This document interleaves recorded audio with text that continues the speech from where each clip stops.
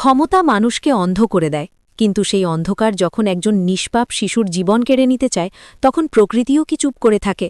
শহরের এক অন্ধকার গলিতে যখন ৮ বছরের এক অনাথ শিশু তার বাঁচার অধিকারের জন্য লড়াই করছিল, তখন কি কেউ জানত যে এই শিশুটির রক্তে মিশে আছে দেশের সবচেয়ে ক্ষমতাধর এক মানুষের ডিএনএ? আজ এমন এক সত্য ঘটনার কথা আপনাদের শোনাব, যা শোনার পর আপনি হয়তো চোখের জল ধরে রাখতে পারবেন না। এক চিলতে ওষুধের জন্য এক শিশুর আকুতি বনাম ৫ জন পাষণ্ড পুলিশ অফিসারের বুটের লাথি, আর তার আড়ালে লুকিয়ে থাকা ৬ বছরের এক রহস্য। শুরু হচ্ছে আজকের বিশেষ কাহিনী। রূপগঞ্জ জাংশন শহরের কোলাহল থেকে একটু দূরে রেললাইনের ধারে গড়ে ওঠা বস্তি। এই বস্তির এক কোনায় ভাঙা টিন আর প্লাস্টিকের ছাউনি দেওয়া ঘরে থাকে আরিয়ান। বয়স মাত্র ৮ বছর। যখন তার বয়সী ছেলেমেয়েরা রঙিন স্কুল ব্যাগ কাঁধে নিয়ে স্কুলে যায়, আরিয়ান তখন একটা নোংরা বস্তা নিয়ে বের হয় স্টেশনে আবর্জনা কুড়াতে। তার কচি হাতে ধরা পড়ে প্লাস্টিকের বোতল আর ভাঙা লোহা। কিন্তু কেন?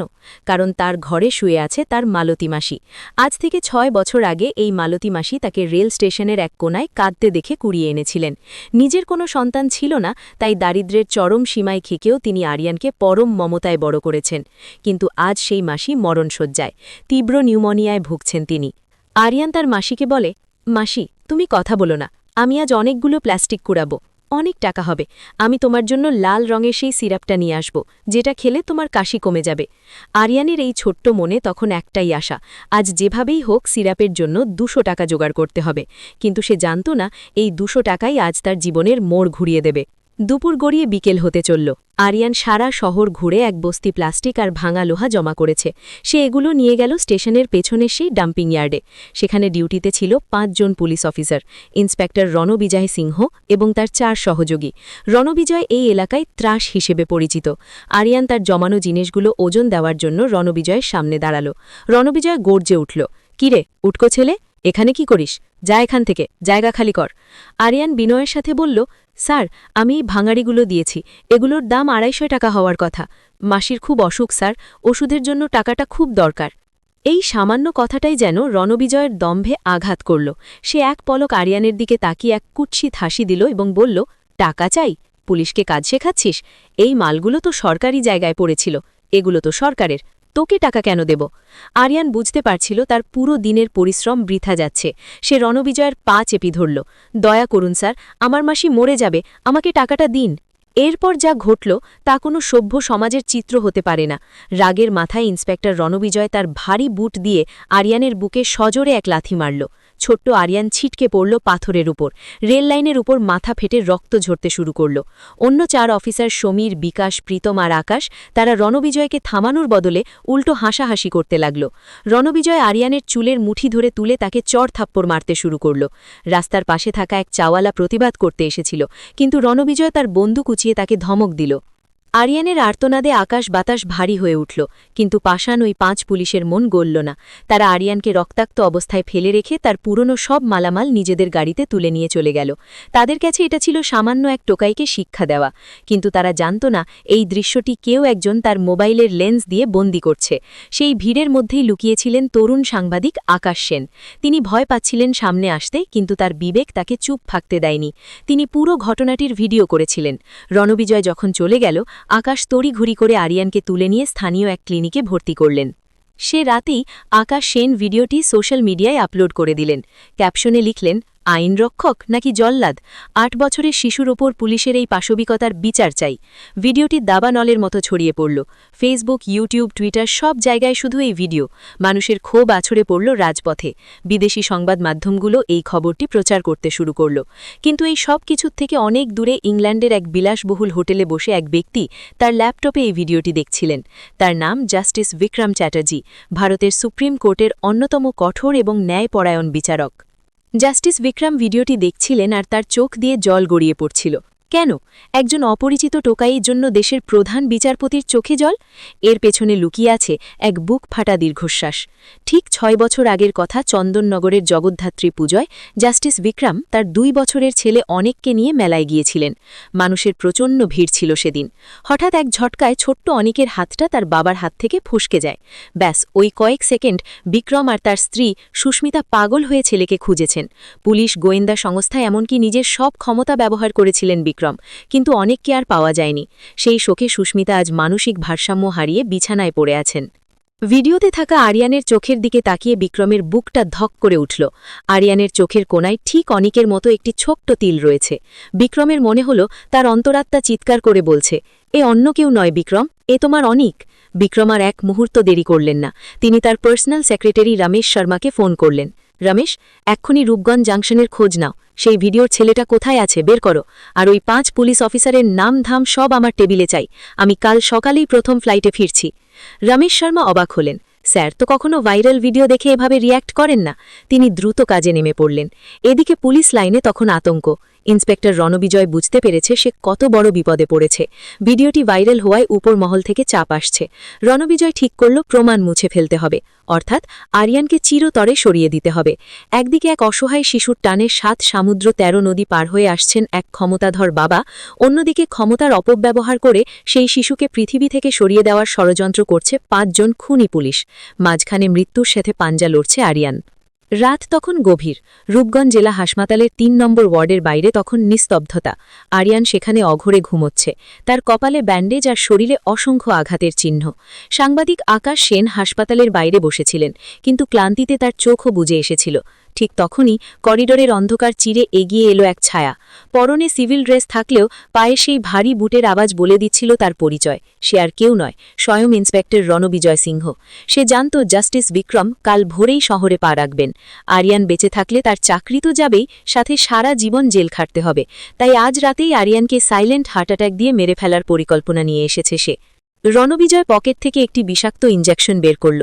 সে যখন আরিয়ানের হাতে সিরিঞ্জে সেটি পুশ করতে যাবে, ঠিক তখনই ঘরের আলো জ্বলে উঠল। থামো রণবিজয়, এক পাও নড়বে না। রণবিজয় চমকে পেছনে তাকিয়ে দেখল দরজায় দাঁড়িয়ে আছেন জাস্টিস বিক্রমের পার্সোনাল সেক্রেটারি রমেশ শর্মা এবং তার সাথে 4 জন সশস্ত্র কমান্ডো। রণবিজয়ের হাত থেকে ইঞ্জেকশনটি পড়ে গেল। সে পালানোর চেষ্টা করল, কিন্তু কমান্ডোরা তাকে মুহূর্তের মধ্যে মাটিতে চেপে ধরল। জাস্টিস বিক্রম বিদেশের মাটি থেকেই আরিয়ানের নিরাপত্তার জন্য স্পেশাল টিম পাঠিয়ে দিয়েছিলেন। রণবিজয় বুঝতে পারল তার পৈশাচিক খেলার শেষ এখানে শুরু। পরদিন সকালে রূপগঞ্জ বিমানবন্দরে অবতরণ করল একটি চার্টার্ড প্লেন। জাস্টিস বিক্রম যখন গাড়ি থেকে হাসপাতালের সামনে নামলেন, তখন সেখানে কয়েক হাজার সাধারণ মানুষ ভিড় জমিয়েছে। মানুষের মুখে একটাই স্লোগান, আরিয়ানের বিচার চাই, খুনি পুলিশের ফাঁসি চাই। বিক্রম সরাসরি চলে গেলেন আইসিইউর সামনে। কাচের ওপাশ থেকে তিনি দেখলেন সেই ছোট্ট শরীরটাকে। 6 বছর আগে মেলায় হারিয়ে যাওয়া তার সেই ফুটফুটে অনেক আজ ধুলোবালি আর রক্তের দাগ মেখে শুয়ে আছে। বিক্রমের 2 চোখ বেয়ে নোনা জল গড়িয়ে পড়ল। অনেক বাবা, আমাকে কি তুই চিনতে পারছিস না? তোর বাবা এসেছে রে, তোকে আর কেউ মারবে না। ডাক্তাররা বিক্রমকে ভেতরে যাওয়ার অনুমতি দিলেন। বিক্রম আরিয়ানের পাশে বসে তার মাথায় হাত রাখলেন। ঠিক তখনই আরিয়ানের জ্ঞান ফিরল। সে ভয় পেয়ে কুঁকড়ে গেল। না স্যার, আমাকে মারবেন না, আমি আর টাকা চাইব না, আমি চলে যাচ্ছি। এই আর্তনাদ বিক্রমের বুকে তীরের মতো বিঁধল। তিনি আরিয়ানকে জড়িয়ে ধরলেন। ভয় নেই বাবা, আমি কোনো পুলিশ নই, আমি তোর বাবা।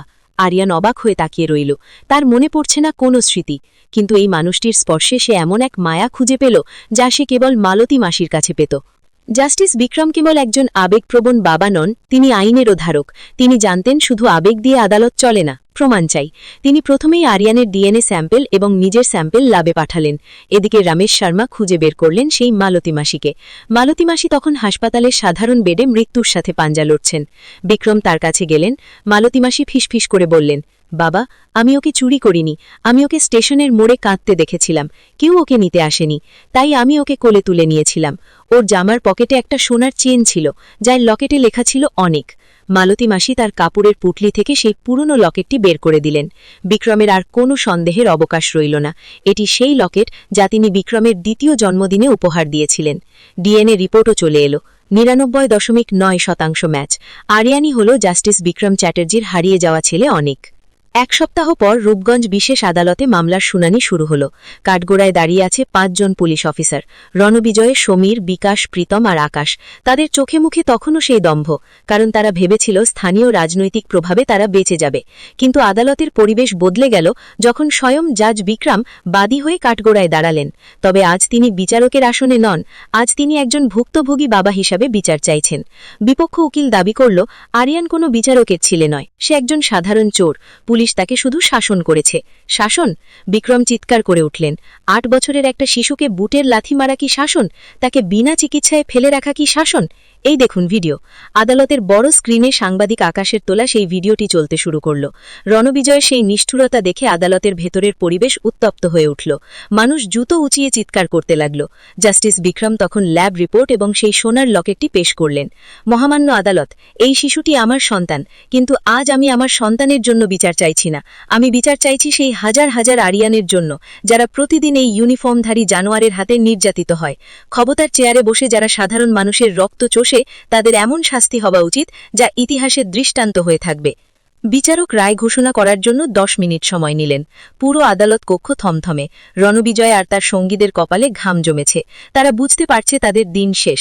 বিচারক রায় দিলেন, পুলিশের কাজ হল সমাজকে সুরক্ষা দেওয়া, ত্রাস সৃষ্টি করা নয়। ইন্সপেক্টর রণবিজয় সিংহ এবং তার 4 সহযোগীকে সরকারি পদের অবমাননা, খুনের চেষ্টা এবং একটি নাবালকের ওপর পাশবিক নির্যাতনের দায়ে দোষী সাব্যস্ত করা হচ্ছে।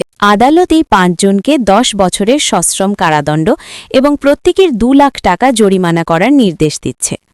সেই সাথে আজীবন তাদের কোনো সরকারি চাকরিতে প্রবেশের অধিকার কেড়ে নেওয়া হল। পুরো আদালত কক্ষ হাততালিতে ফেটে পড়ল। রণবিজয়দের হাতকড়া পরিয়ে যখন নিয়ে যাওয়া হচ্ছিল, তখন আরিয়ান তার বাবার হাত ধরে দাঁড়িয়েছিল।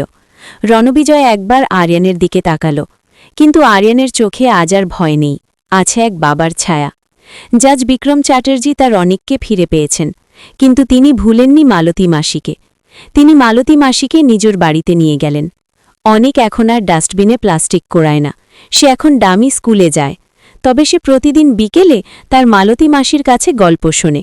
শহরের সেই জীর্ণ বস্তির জায়গায় বিক্রম একটি ট্রাস্ট গঠন করেছেন, যার নাম দিয়েছেন আরিয়ান ফাউন্ডেশন।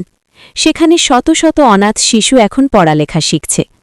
বন্ধুরা, এই গল্পটি আমাদের শেখায় যে সত্য হয়তো কখনো কখনো আড়ালে চলে যায়, কিন্তু সে কখনো মরে যায় না। ক্ষমতার অপব্যবহার করে হয়তো সাময়িকভাবে কাউকে দমিয়ে রাখা যায়, কিন্তু যখন সময় তার বিচার শুরু করে, তখন বড় বড় সম্রাটকেও মাটির সাথে মিশে যেতে হয়।